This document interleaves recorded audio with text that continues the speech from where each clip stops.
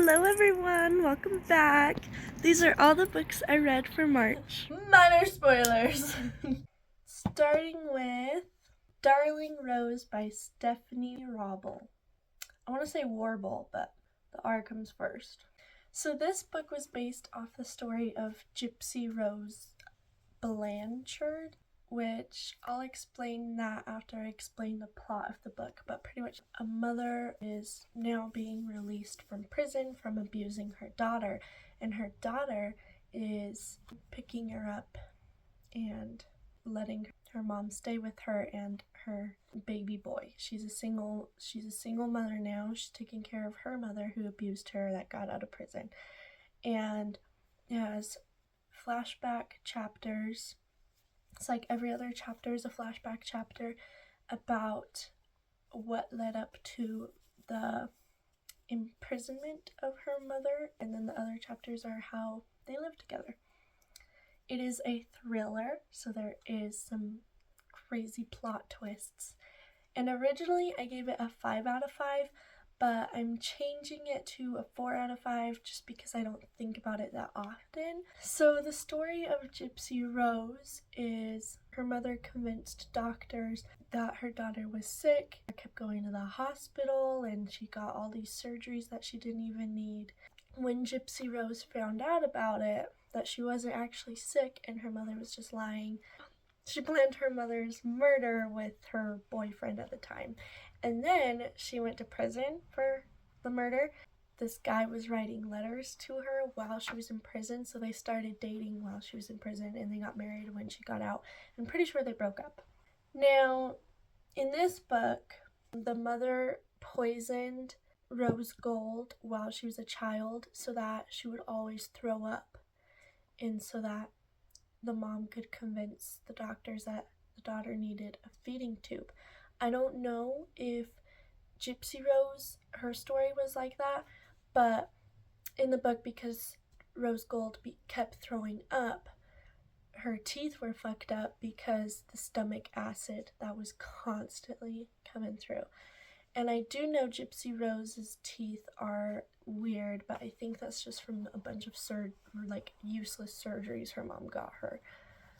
I don't really know if Gypsy Rose, I don't know if her mom poisoned her while she was a kid. It's very interesting finding out what happens, and I love the twist. So good. I just found out some people don't like back and forth chapters for different timelines, but I really did like it because I love getting bits and pieces of the past and figuring out what's actually going on. This is the book that has like picture thinking, so a lot of times Rose Gold is like, I imagine this instead of like speaking, and I feel like I have a narrative mind versus a picture mind, but I definitely have both, but not to the extent of Rose Gold. Like, she's always like, I picture this happening. Like, I totally would just think that happening with words.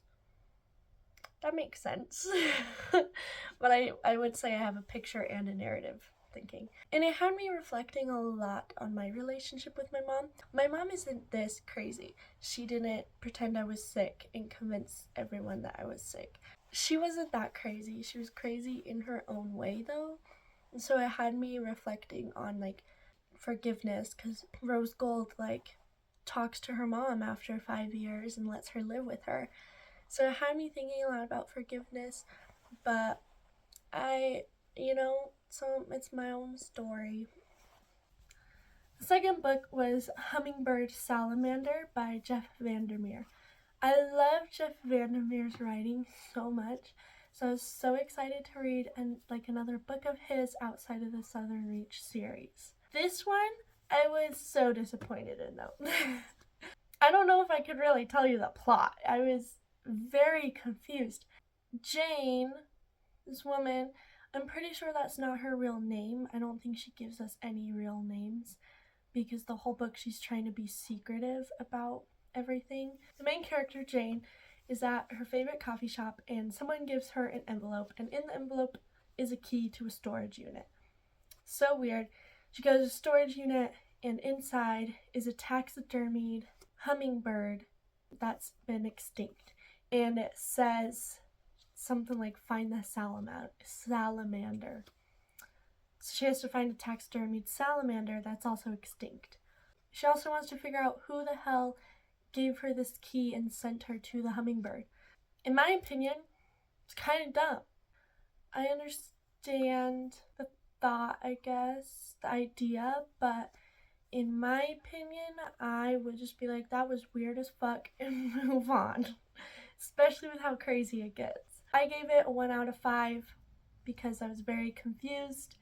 I feel like even if I focused really hard on this book, I would still be confused. So the reason why I chose this book is because I heard it had to deal with a lot with climate change, which I think is cool to read in a book because I feel like a lot of people are just acting like nothing happens. So I was excited to read that, but climate change wasn't really the main focus. It was just another side detail, like the hummingbird and the salamander being extinct because of global warming.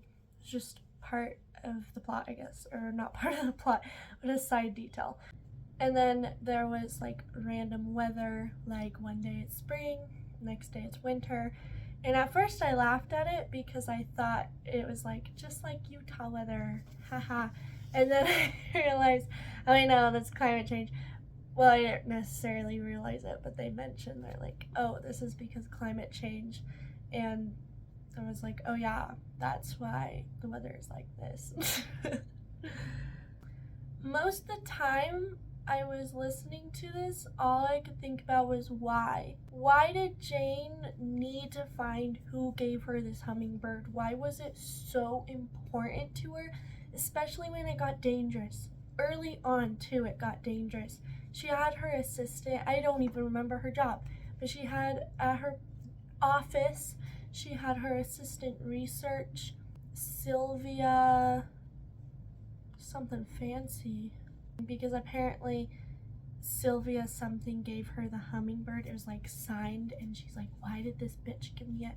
So she had her assistant research it, and her assistant was like, this girl is a terrorist. I guess she like would create bioweapons or whatever and sold taxidermied extinct animals on the black web or something like that. And so her assistant was like, I'm not doing this anymore, it's dangerous, and I don't want you to ask me to do it.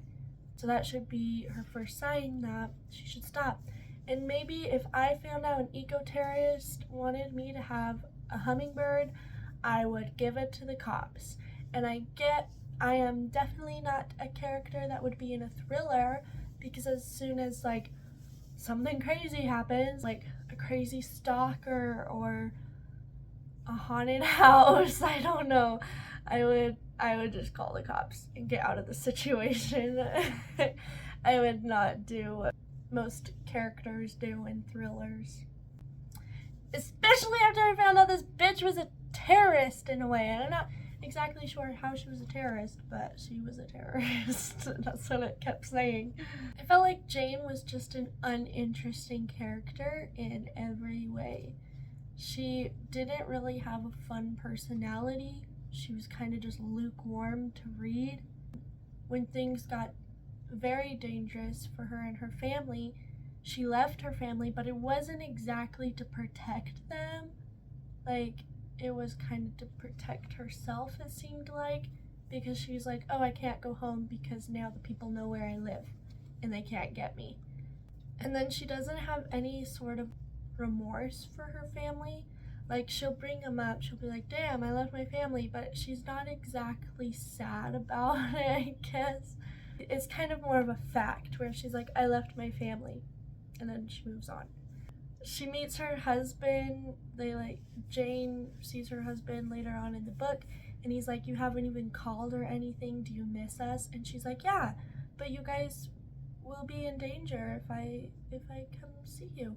Even though the bad people, whoever they are, already know where Jane lives, and I'm sure they would assume her family is a soft spot for her. Clearly not. And he's like, no, we're actually in a safe house right now. You haven't even tried reaching out or anything. And she's like, yeah, I'm busy. And he's like, you had this whole conversation, you didn't even ask about our daughter. And in her monologue, in her mind, she's like, well, I have a picture of our daughter, so it doesn't really matter. A picture? A picture isn't gonna tell you your daughter is okay. And then the husband's like, obviously I'm not gonna tell you where she's at, but like, you're not even asking if she's okay or not. And she doesn't tell him about the photo because she's like, I have no right to have a photo. But then she also thinks a photo is all she needs and everything's fine. And she's like, well, I assume she's safe, she's with you. Like, she doesn't even care. And I get there are mothers who don't care about their children, arguably like mine, but it just makes no sense. I don't know. I don't enjoy it. I feel like even if you don't care about your children, no, I don't know. Maybe you wouldn't. Maybe you really wouldn't care. But she is, I don't know. It's not even like she doesn't care. But I feel like if you didn't care about your children, you wouldn't, in your mind, you wouldn't be like, I don't care what happened to my family, blah, blah, blah. Because there are little bits where she's like, I wonder if my family's okay, I think, if I remember right. But, I don't know, it was just very lukewarm, if you get my drift. Honestly, like, when I had about 2 hours left, I gave up. I knew this book would be a 1 star. I knew I couldn't DNF it because I was almost done. So I literally had it playing while I was texting people, and I half listened to it. I was trying to figure out Sylvina's last name, and I stumbled upon a review on WordPress. This person did like a whole English essay on it. It was crazy. And there was just a lot of information about the end of the book. He explained the family situation, and Jane was kind of an absent mother because she had issues when she was a kid. Her mother was gone. Her dad wasn't very good. Her grandfather was abusive, and her dad did nothing about it.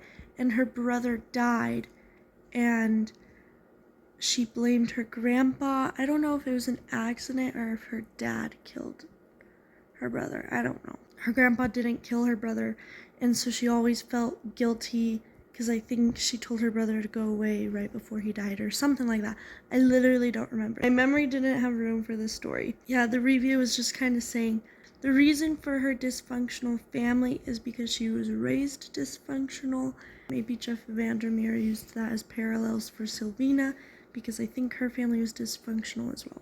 And I know a lot of people are disappointed in this book because they're like, Jeff VanderMeer is such a good writer and he has good books, but this was horrible. I need to read a 5-star review and see what they say to get a different perspective. But one of the 5-star reviews is saying that because this book is set in the future, that Jane is supposed to represent like any of us, and that this can happen to any of us where we're affected by the changing world, I guess. And Sylvina puts the plot into motion, and I guess Sylvina means one who loves the forest. So I think there is a lot of good things in this book. I just didn't understand it enough to love it. I'm still gonna read all his other books though, because I think he is a good writer. The third book was Good Omens by Neil Gaiman and Terry Pratchett. Neil Gaiman sounded very familiar to me, and that's because he wrote Coraline. I love that movie. Little side note, I was Coraline for Halloween last year, and in October, I started this project with my friends where we made our own Coraline dolls, and we didn't finish them until like last week. Super cute. I don't really know much about Terry Pratchett. There's also a movie or a show that I want to watch. An Archangel and an Archdemon are sent to Earth, and they have to make sure Armageddon, the end of the world happens. They have to make sure that happens. The Antichrist is born, and they have to take care of the Antichrist. No, they don't. Either way, their responsibility is to make sure the end of the world happens. And the Antichrist does it, I think. Once the world ends and humanity dies, then heaven and hell will fight. Whoever wins is purity. And I guess, like, everyone just assumes heaven will win. But the twist is that they love humanity and they don't want it to die. So that's the plot. I gave it a 5 out of 5. It was fucking amazing. Oh my god, I loved it. Now, I did almost DNF it because it was British and I hate British accents. And I think that's just a hate that is getting stronger just because I'm saying it out loud. But I do generally hate British accents. There's some that I think are fine. So at first I was like, oh my god, I do not want to listen to this. But it got better. I gave it a chance. Your main characters are Aziraphale and Crowley.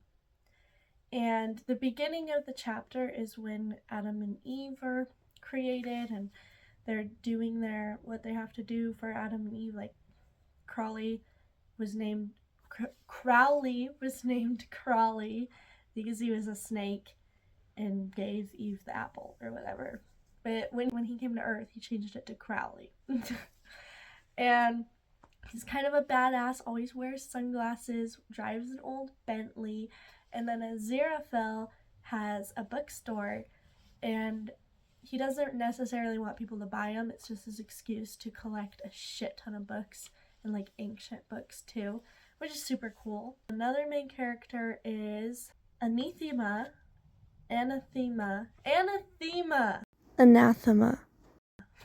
That's what it is. And she is like the granddaughter of, what does it say on the cover? Angus Nutter. Yeah, she's the granddaughter of Angus Nutter. Angus Nutter is this old lady who wrote a bunch of predictions. I guess she's the only person who wrote correct predictions.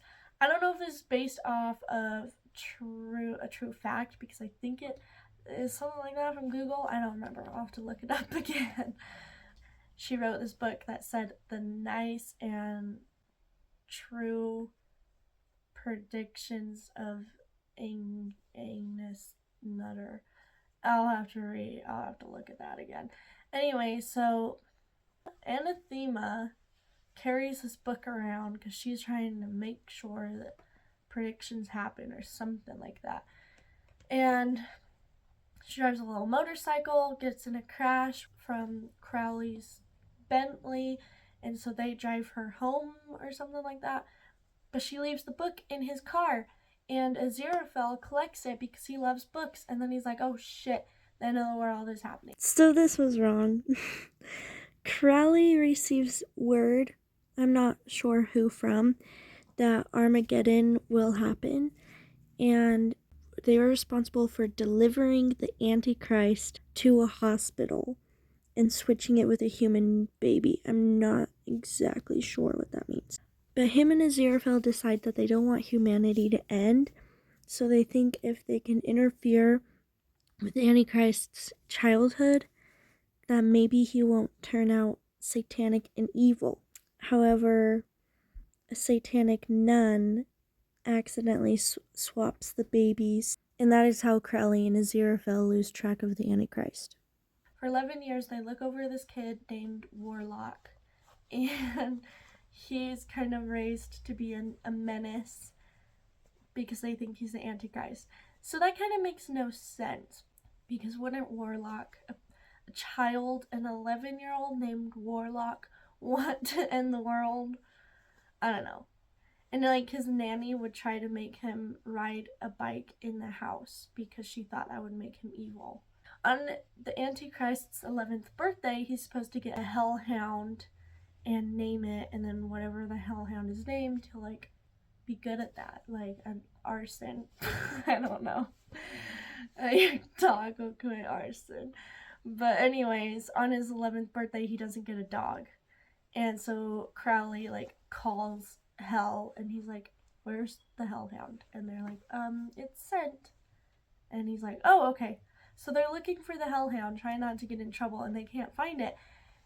But in another chapter, or a different point of view, we have this guy named Adam, who is a normal child, and he gets a dog, a hellhound, and he names him Dog because he's like, it makes it so simple to name a dog Dog. And so the hellhound's expertise is to be a dog, which is so cute. I love it. Also, it's ironic that his name is Adam because, like, Adam and Eve. And back at the hospital, the nurses accidentally switched the babies, which I'm pretty sure we're aware of. The Antichrist is actually Adam, but the angel and demon think it's Warlock. Anyway, so the father is like, I need a good name. And the nurse is like, well, here's some names from the Bible. And he's like, but I need like a better name than that.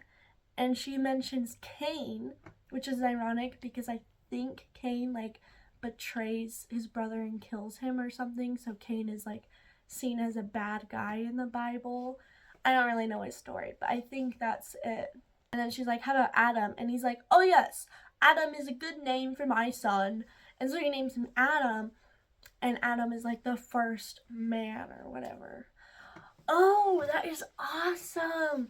So the first man to be alive is Adam, and then the man, technically boy, but whatever, man who is supposed to destroy the world is named Adam. That is so cool. That's totally what the authors were going for. I love that.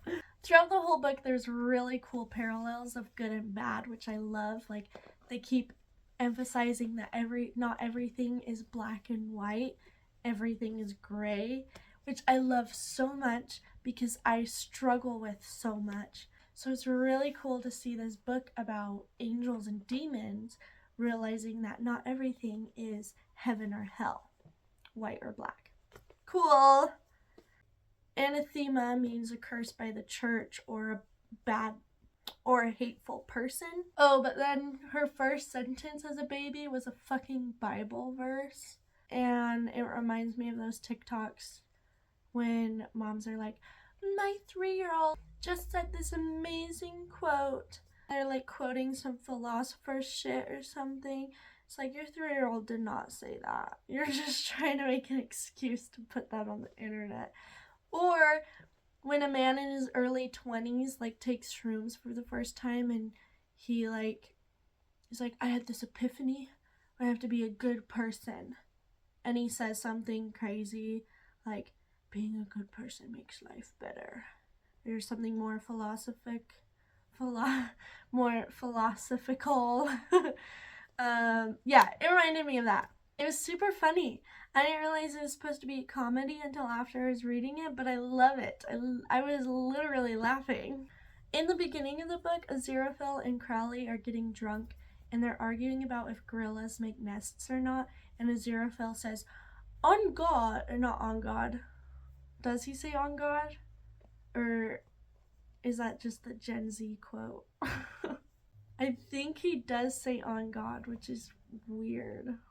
He's like, I saw it on a film, so gorillas do make nests or something like that. And so I just thought it was funny because, like, we humans they're very gullible. We kind of believe everything we hear, and especially from documentaries. And so I thought it was ironic that an angel was experiencing that. But I think that is also to prove how human he's become, because they've lived on Earth for like thousands of years. I don't know how long. I did look it up, and it is true. There were really cool personifications of the 4 horsemen of death, which was war, pollution, famine, and death. I love the personifications. I imagined war being so sexy. I kind of don't want to watch the show because she doesn't look as sexy from the one picture I saw on Google, but you know, that's fine. They don't have to sexualize every woman on television. They probably shouldn't. Adam has this little group of friends, and there's 4 of them total, and they're also like parallels of war, famine, pollution, and death. I think Adam is death, I'm pretty sure. Yeah, parallel of death. And then like there's one little girl named Pepper who fights war, and war has a sword of fire, and Pepper has a stick, and it's just super cute. I love it. What's very funny is Adam doesn't bring Armageddon. He doesn't end the world because he thinks it's too much responsibility, and that is so real. So technically, Aziraphale and Crowley's attempts do work, because like I said, Warlock would totally end the world. And again, I just love Dog was named Dog, because it really emphasized the dog is a man's best friend kind of line, because Dog was simply just supposed to be there to be Adam's best friend. And I love that so much. So cute. In these recordings, I'm testing mics that I bought off Amazon, so that's why the audio sounds completely different. Let me know which you prefer. Shoot. Okay, book number 4.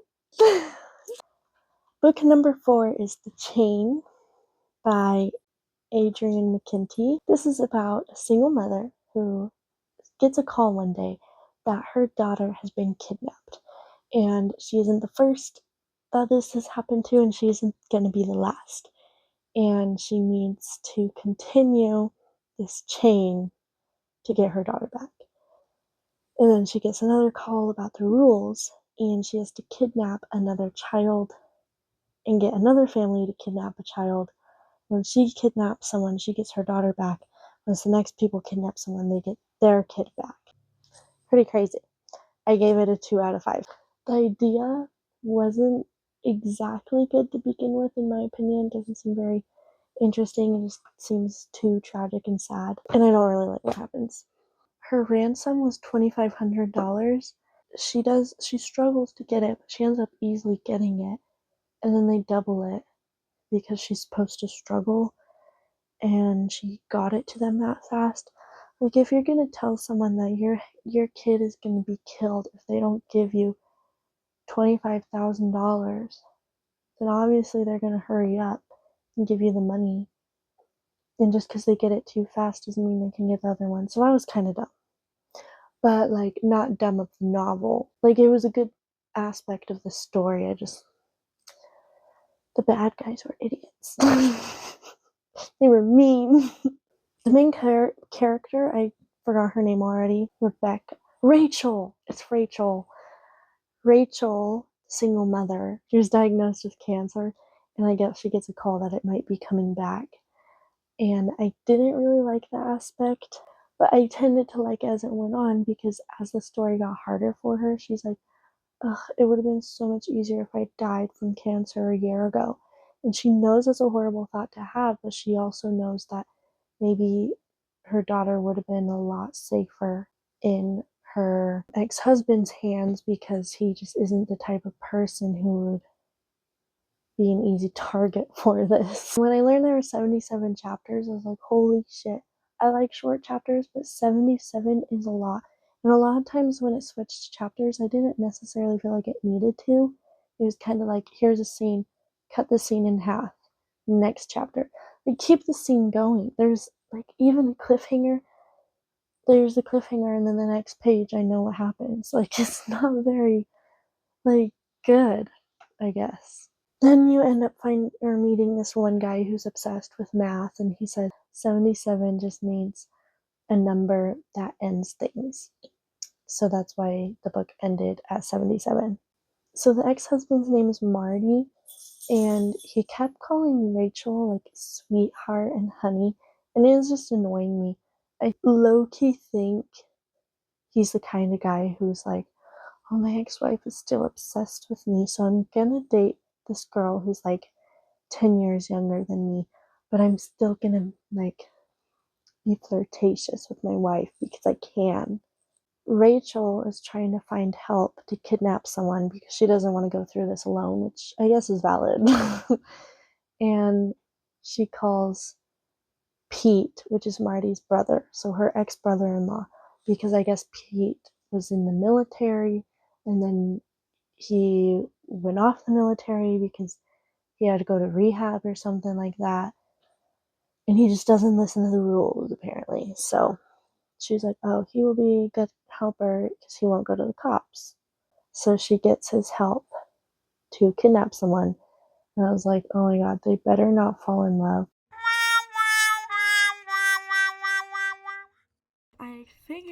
these two characters would fall in love, but I didn't think they would. Okay, I knew they would, but I didn't think it would happen so soon, even though I'm almost done with the book. Oh my god, I hate it. They're all of a sudden in love because they went through this traumatic event together, and now they're having sex and they're drunk. And it's so stupid. And there's a stupid line. Okay, so what happens is he's like, I'm sad boy, blah, blah, blah. And she's like, it's okay. And then she gets undressed. Makes no sense. And then she's like, come on, is that a pistol in your pants? And then he's like, yeah, actually it is. And he pulls out his pistol. It's so stupid. And then he's like, I've been doing heroin, so I don't know if I'll perform properly. And then he does, and it's fine. Oh my god. It's okay, my cousin wanted me to read unhinged books, and I guess this is it. Or maybe it's not even... No, I swear it is unhinged. I don't like smut, but I still think it's unhinged. I haven't even walked 10 feet. I haven't even listened to 30 more seconds, and it's already bizarre. She's like, I feel so perverted. I mean, two brothers. Who does that? And then Pete is like, just stay away from my father. I don't think his heart can handle that. What are you talking about? Oh my gosh! And then the character named Eric was so stereotypical. Eric is this Russian guy, and of course he's very into math and science, and one of his hobbies is quantum physics, which is cool and all. He has a hobby, but I feel like it's just so stereotypical to give a Russian man that. And if he wasn't Russian, he would definitely be Asian. Rachel was very stupid at the end. Ugh, like, I understand people in thrillers or horror novels have to be stupid for a plot to continue. And I understand whenever people are in their place, they're like, I would not do that. I would do so much better. Like, I wouldn't run towards the ghost face. But I seriously don't think I would have done what she was doing. She was so stupid. Adrian McKinty used the word convo unironically in a literal sentence trying to be serious. I did not like that. And Adrian McKinty wrote a book about having to kidnap and threaten another child's life in order to get your child's life back. And there's sex scenes and drugs and violence, but they couldn't put the word fucking. Adrian McKinty used the word friggin' also unironically in a serious sentence with the character who is like struggling with drugs. Like, I don't know about you, but when I think of someone who's struggling with drugs, I don't think of someone who's trying to not say fuck to another adult in a situation that they're trying to take a child and threaten their life. You know, like, just say fucking. Why are they typing in friggin'? So that children can read this? Should look up what age appropriation this book is. And then I'll get into these names more in the spoiler section because this is a spoiler. There's this character named Ginger, and she has red hair. And I hated that. And it gets worse with the spoiler explanation. The fifth book was This Must Hurt by Stephanie Wrobel. So she wrote Darling Rose Gold. I don't know which ones are in order. I don't know if that necessarily matters because they're not linked. They're both on their own. It's about these two sisters, Natalie and Kit. And Natalie hasn't heard from her sister in 6 months. And Kit went to a self-improvement retreat 6 months ago. And then Natalie gets this email from the retreat center called Wisewood. I don't remember exactly what it says, but it threatens her. And so she decides to go to Wisewood to make sure her sister is okay. But Wisewood isn't as cool as it thinks. It's a cult. And the book description says that, so I don't even feel bad saying it's a cult. But anyways, it was on an island off the coast of Maine, And I didn't know Maine had a shit ton of islands, but apparently it does. And then there's these other chapters from the point of view of an unknown woman and her sister named Jack and how they grow up. I think these were supposed to be misleading because I was misled, but I could just be very confused. I could just be a very confused person. Oh, I gave it a 4 out of 5. The thing is, Stephanie Wrobel uses a lot of family psychology for her books to add like a psychological thriller to it. And I really like that. And these characters have crazy lives, kind of. I mean, the self-help treatment center has people who have struggled a lot because a lot of the people are like, I've tried everything and nothing helps. Because the self-help center is for 6 months and you don't have your phone, so you don't contact the outside world. And so a lot of people go to it when it's like their last option in a way. They're like, I've tried so many centers or retreats, like where we go to Greece for a week and do yoga every morning, and it just didn't help. So they do this to try and help. And I guess a lot of people come out of it and they did find help in it. And so they recommend it to their friends. Because a lot of people who are there were like, I heard it from this person I work with, and they did so much better after. The problem is just that it's for 6 months. That's a long time to leave the world. Take care of yourself. In my opinion, that's a bit too long. If you're leaving during winter and coming back during summer, that's just crazy in my opinion.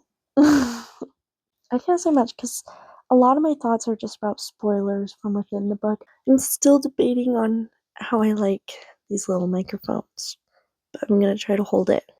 The 6th book I read this month is called This Other Eden by Paul Harding. I love the cover. It's very trippy, I guess. So this is based on the story of Malaga Island off the coast of Maine. And after reading this and Stephanie's book, This Must Hurt, I was like, I wonder how many islands there are because I didn't know Maine had so many islands. And apparently there are over 4,600 islands, which is crazy. This one is 42 acres, where a bunch of indigenous people lived for Google, the website, said over 1,000 years. But specifically from the 1860s to 1912, the north part of the island was home to a bunch of mixed-raced families. It is believed that the origins come from a man named Benjamin Darling. Oh, the website said he bought an island close to Malaga, and then eventually his ancestors moved to Malaga and just made a community in the north. And I guess he bought that island, which is now called Harbor Island, in 1794. Yeah, so that is 1,000 years. They suffered a eugenics movement, a movement that believed the poor, criminals, and immoral peoples were born that way, and they're just inferior and can't be helped. And so the press made everyone believe that the only way to help the citizens on Malaga Island is to move to the mainland. So Christian missionaries from Massachusetts were sent to teach these kids Christian values and such. And then eventually in 1911, these kids were sent to a school in Maine, I think, for the feeble-minded. And in 1911, the state ruled that the island was actually owned by a man named Eli Perry. The Perry family had everyone on Malaga Island evicted and sold it to the state for $400. I don't know how much that is now. And no homes were provided. I'm not sure if the islanders knew that or not, but they dismantled their homes and took it across the river with them. But then apparently the eviction included graves. So the state hired people to dig up the graves and move the bodies to the mainland, which is crazy in my opinion. Why would you do that? 17 bodies buried in 5 caskets, and they were buried in a cemetery that was by the school for the feeble-minded, which is so wrong. And in 2010, the Maine governor, John Baldacci, apologized to the descendants for the actions made in 1911. Pretty crazy. In 1912. This book is about the ancestors of Benjamin Honey. So, kind of the same idea. Benjamin Darling says he's a freed or escaped slave, only he knows what he truly is. And he bought the island with his wife, his Irish wife, named Patience. And they bought it to be free and be on their own. He planted apple trees and slowly grew his own apple orchard, which actually took him a while. I don't know why, but it took him a while. 20 years later, there are many other families living with them from tons of different parts of the world. I know it mentions a lot of places in Europe, and they moved to the island because they also felt free and safe. And so the island was a growing community, but a hurricane struck the island and destroyed the apple orchard. The story goes everyone was holding on to the tallest tree of Benjamin's, and the woman at the top was Patience, holding a baby that was her grandchild, and she's holding up a flag, like as high as she can. She's holding up a flag that she just patched together from many different countries. And she says, right when her hand is covered in water, the hurricane stops and the flood stops and it all drains away. And the orchard is destroyed, but she's like, it's called Apple Island. So they call this Apple Island now. And then a teacher is sent from Massachusetts to teach the children. Oh, and then it just follows the same story of Malaga Island, that a messenger came and said everyone needs to evict, and everyone had to evict. So it's about that last year that everyone had on the island. And I really liked this book because I like historical fiction. Only problem is it took me a minute to get into, because historical fiction can kind of be a hit or miss for me because it can get boring. But I did generally like it, and I did have to listen to like a chapter or two again just because I wasn't paying attention. And I think that's just because I think that's just my part. I don't think it was the book being boring. I did give it a 3 out of 5 because I thought the book was interesting, but it was just average. It was good though. I honestly would buy it.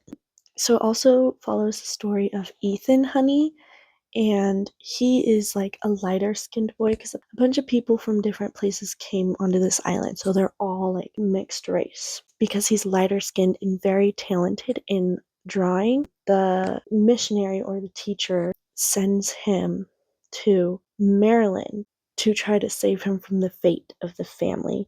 And so it kind of follows him in his journey to Maryland and then the rest of the family. And the messenger says they have to leave the island because the ancestors never paid taxes, which is so stupid. Like, I'm pretty sure Benjamin did buy the island.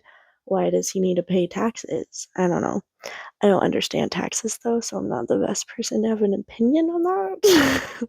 Oh, I thought this was a very important story of racism and colonization. If you like those kind of things, you should also read Babel by R.F. Kuang, because that is all about racism and colonization, and it's fantasy. It's a really good book. I need to reread it so bad. The story of Ethan is kind of very abstract because someone finds out that he's black, and so he gets sent away from his host home. He goes away from that home to, well, we actually don't know. He just disappears from the novel, but it is hinted at that he may be in Paris. And then there's this character named Zachary Hand to God Proverbs. I couldn't figure out why that was his name. He was really cool because at the very end of the book, he was the last one on the island. After all the graves were dug and everything, he was the last one, and he was holding the flag that Patience originally made. and like holding it up high to be like, we still own this island, even though the government literally stole it just for money and profit, whatever. So my 7th and last book, I'm pretty sure I still have a couple more days in the month, and I think I honestly can finish a book because I only have like 5 hours left on it, but I think I'm just gonna finish it for next month because I have too much going on. But I read this adorable novella called Mistletoe Mystery by Nita Prose. And in my other videos, I kept saying Nita Prose, but it was not Nita Prose, it was Nita Prose, so that's my bad. Now, I absolutely love this little guy.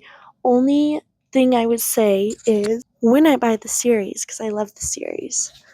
Remember, I got this at like the neighborhood book drop off. I would hope to buy a book that's the same size, because I don't like that. Imagine it in my library. I don't know. They need to be the same size, please. I don't like that. But I'm absolutely loving the matching covers. Literally so cute. And I love novellas because they're just little and perfect for me because I take forever to read. This was the 2nd and a half book. Or not really. Okay, so in the series you have the first book, the second book, and then this one, and then the third book. So it is technically a trilogy. If you understand books, maybe that's what novella means, but I don't know. I think novella just means it's a little book. A little story. But anyways, my point is, this is about Molly the maid and her boyfriend Juan Manuel, and they're living together, and it's Christmas time, and the Regency Grand is celebrating, and it's amazing, and Molly is trying to figure out a mystery about herself, if she's worth or if she's enough for Juan Manuel, but also, what is he hiding? Now, I'm just going to go out and say it because it's pretty obvious. This is a really good mystery for a novella because it's short, and unlike the other books in the series, we kind of know what this mystery is, but Molly still has to figure it out because she's like slow at figuring things out. The mystery is Juan Manuel is proposing, which I actually really love. Even though I kind of bashed on their relationship, I am so glad that they're getting married. So it's really cute, and I do like how it like you would venture their relationship a little more. Only nitpick I have about it is I absolutely hate cheating proposal tropes. I don't like when books do that because then when you're getting proposed to, you have all these feelings of sadness and unfaithfulness, and you're like, I don't want to say yes because I feel like you're being unfaithful to me. And that's exactly how Molly feels. Kind of. She like is also adding up the dots in a way. She's like, but Juan Manuel, why were you doing this? And he's like, oh, I was hiding the surprise from you. And her friend, I love her friend. She's beautiful. Well, she's beautiful in my mind. Angela. I love Angela. She's a Scottish redhead, and she's Molly's friend, and I love her so much. So I loved seeing her back in the book, and she was kind of disagreeing with Juan Manuel, and she's like, no. He was hiding your present or your surprise. He wasn't cheating with me or anyone else. I gave this a 4 out of 5, so the series is still going strong. And the third book isn't on Libby, my reading app, yet, so I'll have to read that like later because it's not in the library either. So that will take a minute to finish the series, but I am excited to, and I want to read a bunch of other books by Nita Prose. And I love that Angela is a little crazy. I'm glad that throughout the whole series in general, Mr. Snow is slowly treating Molly with more and more respect, which I like so much, because in the first book, I was just getting so angry at everyone for treating her so horribly.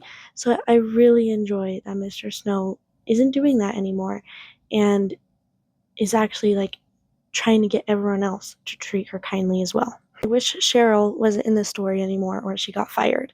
I know we need like an enemy to stick with the readers, but I kind of just hate her. She reminds me of some people, and I don't think those people should keep working. And also, before when the novel was taking place, they did a Secret Santa exchange, and Molly collected a bunch of chocolates from guest rooms that the guests didn't want because they leave like complimentary chocolates out, and then if the guests don't want them, they're still good. So Molly collected a bunch of them and like made a design of a Christmas tree with them, and that's what her Secret Santa gift was to Cheryl. And I really understand why Cheryl absolutely hated it.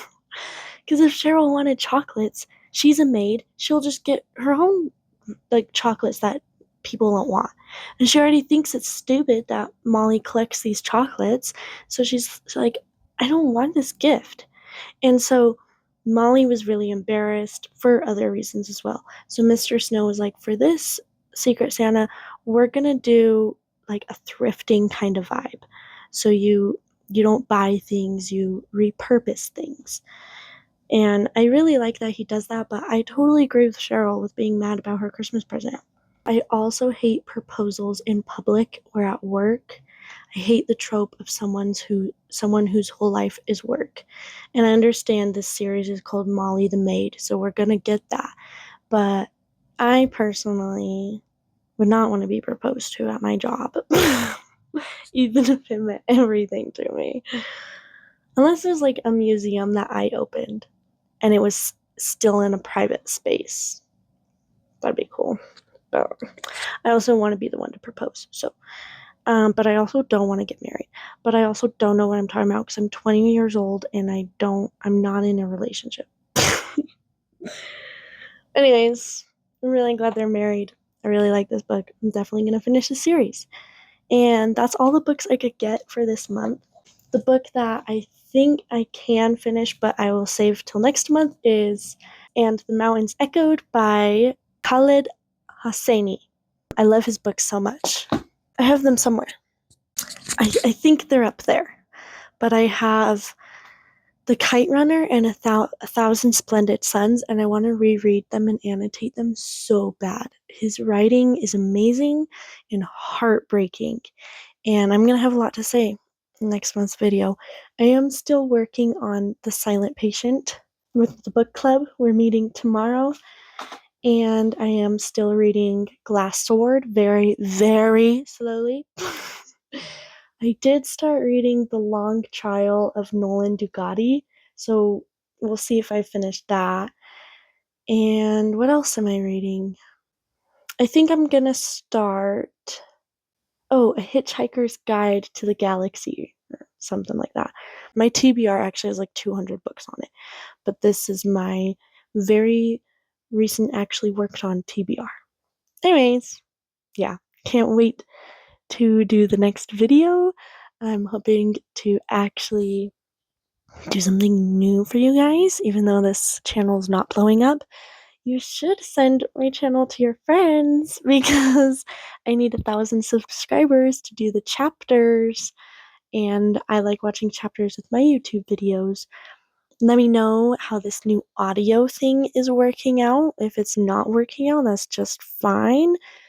And thank you so much for watching. Like and subscribe and support me in my little YouTube journey. I do hate the internet and I do not want to put myself out there more, but I am obsessed with books and I need to talk about them more. And I have too much ADHD to do it through a platform that I can't write down a script, go off the script and wing it and pay attention. See, I'm already going on a tangent. My point is, I am in the online rabbit hole now. So, might as well just subscribe to me since you're here too. Anyways, see you guys next month.